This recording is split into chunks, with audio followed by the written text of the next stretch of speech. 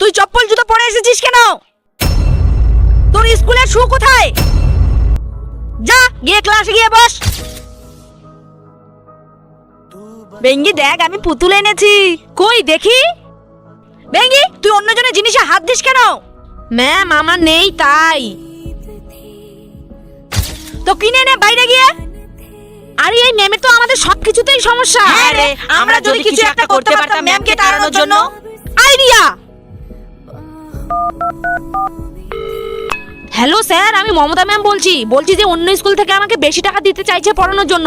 আপনি হয় আমার বেতন বাড়ান, না হলে আমি অন্য স্কুলে চলে যাব। কি মমতা ম্যাম? এই নে বেঙ্গি, তোর জন্য পুতুল। Thank you ma'am. আর বয়রা, এই নে তোর জন্য নতুন জুতো। Wow, thank you ma'am.